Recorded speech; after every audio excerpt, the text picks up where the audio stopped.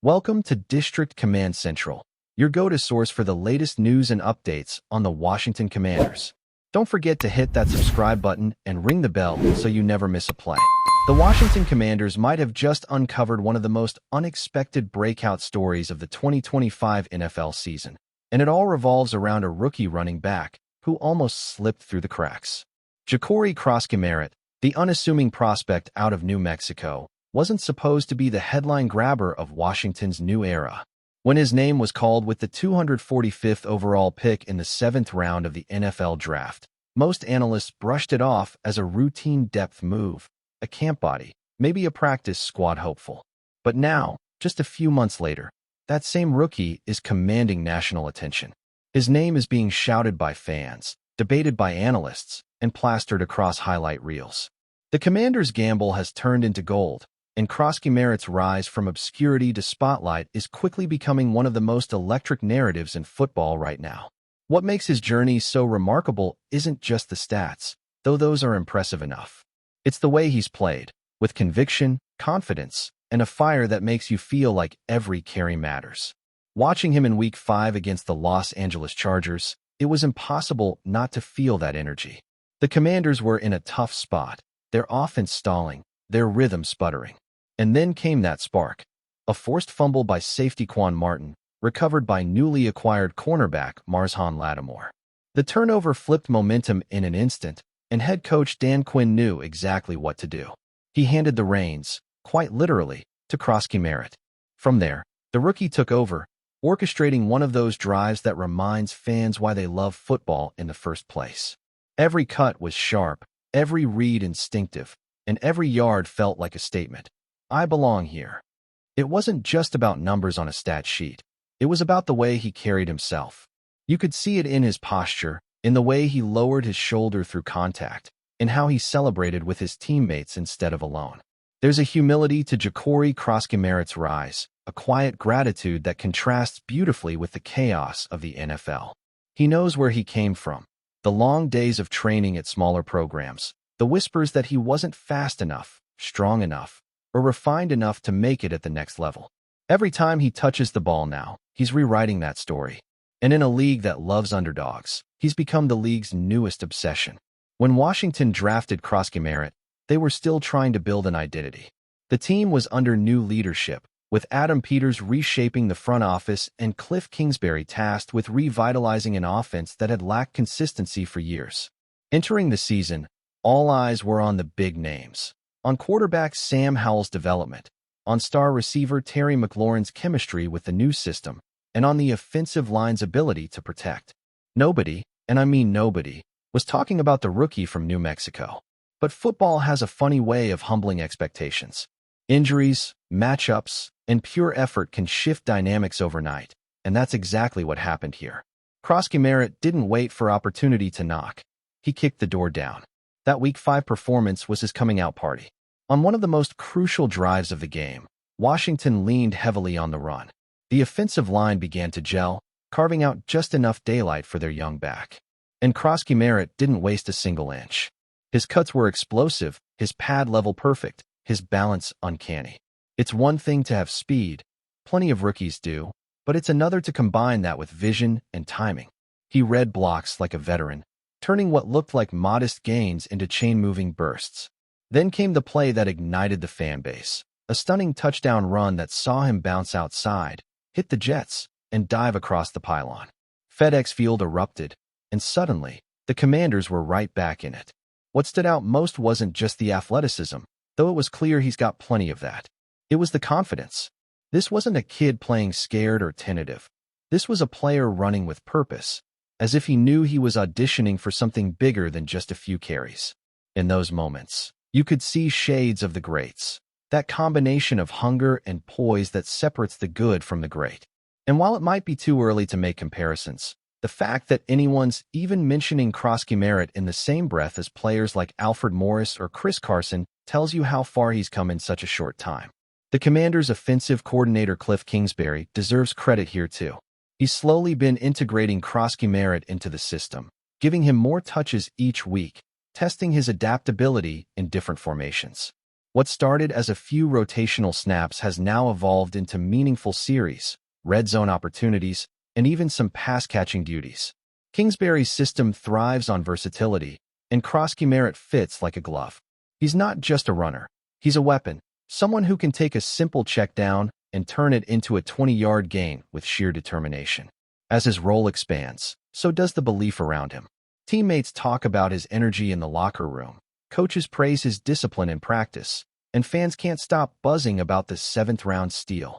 That term, steal, is already becoming synonymous with Krosky. It's hard not to think of Brock Purdy, another late-round gem unearthed by Adam Peters' keen eye for talent. Purdy went from Mr. Irrelevant to a Super Bowl contender, and now Peters might have found his next diamond in the rough. Krosky story mirrors that underdog arc perfectly.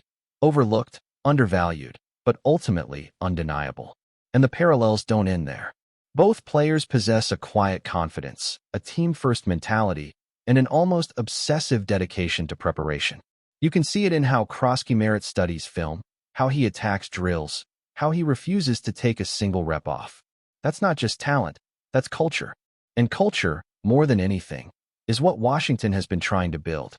Behind every breakout lies a story of resilience, and Krosky path to the NFL is no exception. He wasn't a 5-star recruit or a household name in college.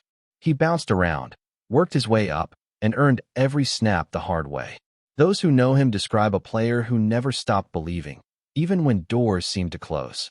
That belief, that perseverance, is what fans are responding to now. Because in sports, talent might get you noticed, but heart keeps you there. And Ja'Cory Krosky has both in abundance. As the season progresses, the question becomes not whether he belongs, but how high his ceiling really is. Could he become the feature back? Could he be the missing piece that gives Washington's offense the balance it's been searching for? If the early signs are any indication, the answer might be yes. Kingsbury's play calling has started to lean more heavily on the run game, using Krosky versatility to open up the play action and stretch defenses.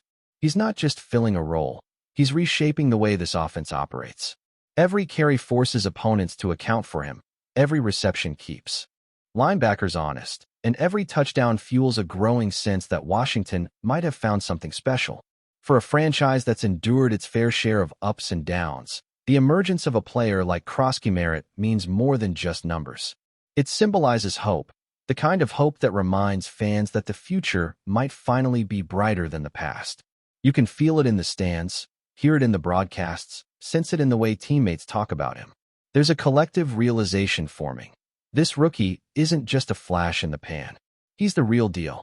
And the best part? He's just getting started. There's still so much untapped potential in his game. The more reps he gets, the more comfortable he looks, and the more creative the coaching staff becomes in using him.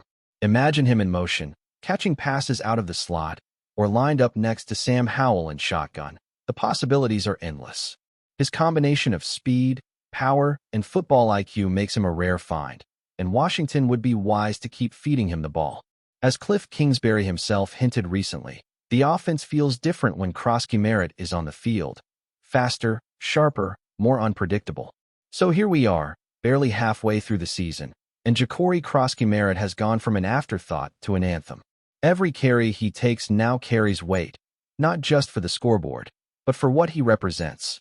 Hard work paying off, belief rewarded, and dreams realized.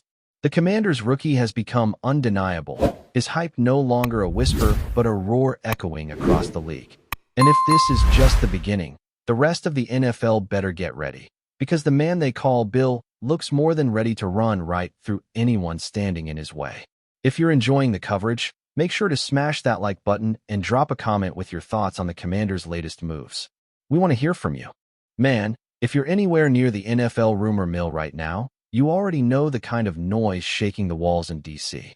The word is out, and it's spreading fast. Drake Jackson, the explosive edge rusher out of USC and recently of the San Francisco 49ers, might just have landed in Washington.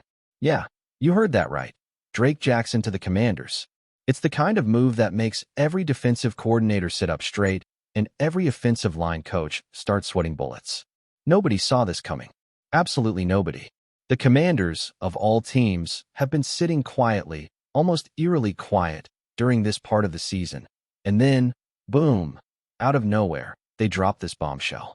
It's like thunder after a clear blue sky. And the fans? Man, they're losing it. Washington Twitter is on fire. YouTube channels are lighting up. Insiders are scrambling to confirm details. And even rival teams are reportedly asking, wait, how did they pull this off? The whispers started late last night. A few people close to the Commanders' facility said they spotted a familiar face walking through the front entrance, wearing a hoodie and trying to keep a low profile. At first, nobody paid much attention. DC gets its fair share of athletes in and out of town all the time. But then, as more photos started to leak, fans began piecing things together. The build, the stride, the hairstyle, it all looked too familiar. And when someone zoomed in on a shot of a man stepping into the facility with a black duffel bag that had the initials DJ95 embroidered on it, that was it. The internet went nuts. Forums erupted, and by the time the morning sun hit, it wasn't a rumor anymore. It was a frenzy. Drake Jackson in Washington? That's not just a trade, that's a statement. For those who might not be deep into the NFL trenches, let me remind you who we're talking about here. Drake Jackson isn't just another defensive lineman. He's a pure disruptor. Drafted by the 49ers in the second round back in 2022, the guy came out of USC as one of the most athletic and flexible pass rushers of his class. Long arms, quick get-off, that perfect combination of speed and power that makes offensive tackles look like they're trying to block a blur. And while his time in San Francisco had its ups and downs, let's not forget what that environment is like. The Niners' defensive front is loaded. We're talking Nick Bosa, Arik Armstead, Javon Hargrave. It's a shark tank, and even a player as talented as Jackson can sometimes get buried in the rotation. But here's the thing.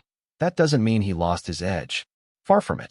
The word coming out of California was that Jackson was hungry, maybe even frustrated, itching for a real shot to prove he can be a full-time starter. And that's where Washington comes in. The Commanders are clearly in rebuild mode. But let's not confuse rebuild with retreat. They're trying to reshape that identity, turn back into that fierce defensive machine we saw flashes of a few years ago. Remember those days when the front four was the most feared in the NFC East? When every snap felt like a war zone for opposing quarterbacks. That's the energy they've been trying to resurrect, and adding someone like Drake Jackson might just be the first step back to that. You can almost see the vision forming. Montez Sweat and Chase Young are long gone. And that left a hole. A big one. Fans have been asking, who's going to be the new face of this defensive line? Maybe, just maybe, this is the answer. Imagine it. Jackson lining up on one edge, ready to explode off the snap, feeding off the chaos created by Darren Payne and Jonathan Allen inside. That's a dangerous combination.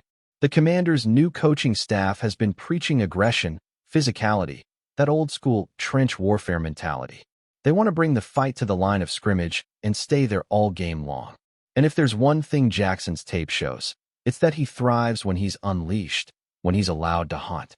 The way he bends around the edge, the way he closes in on quarterbacks like a heat-seeking missile, it's a style that perfectly fits what Washington's trying to build.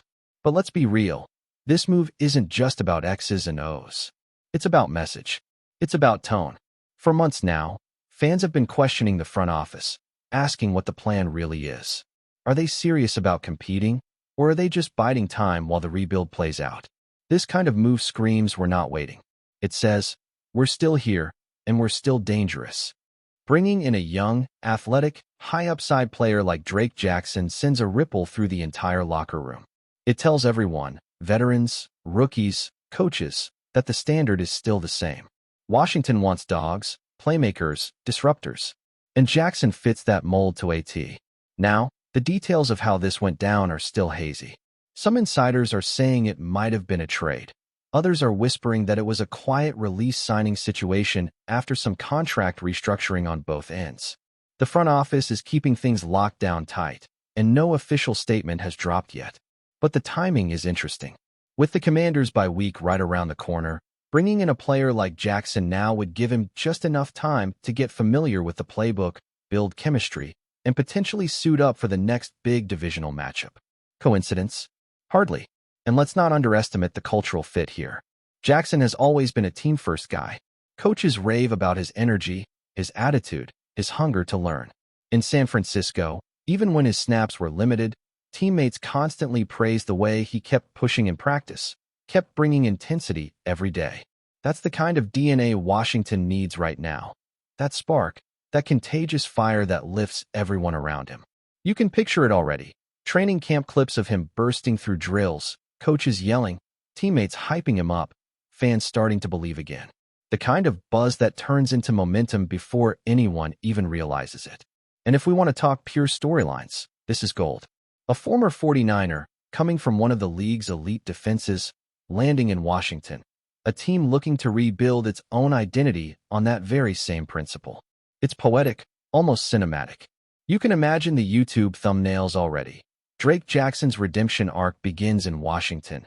Commanders just stole a future star. San Francisco's loss. Washington's gain. Every sports talk show in America will have this on the docket come Monday morning. It's one of those stories that captures fans' imaginations because it's about more than just football. It's about a young player getting a second chance, a franchise trying to reclaim its pride, and a city hungry for something to believe in again. Of course, the skeptics are out there too.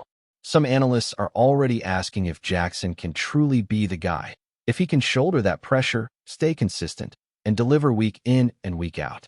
That's fair. He's still got plenty to prove. But if you watch the tape, the flashes are undeniable. The athleticism, the instincts, the fluid movement, it's all there.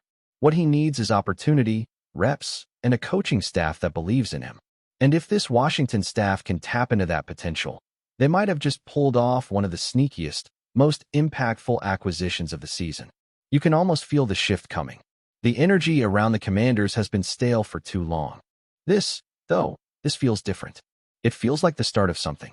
Maybe it's the spark they've been missing, that one piece that starts the domino effect, where the locker room starts believing, the fan base starts roaring again, and suddenly, the rest of the league starts paying attention. Because say what you want about Washington, when that defense is clicking, when that front is feasting, it's one of the most electric atmospheres in the NFL. And if Drake Jackson can be part of bringing that back, man, that's a story worth watching. Thanks for tuning into District Command Central. Make sure to subscribe and follow us for all the Commanders news you need. Until next time, keep the faith and hail to the Commanders.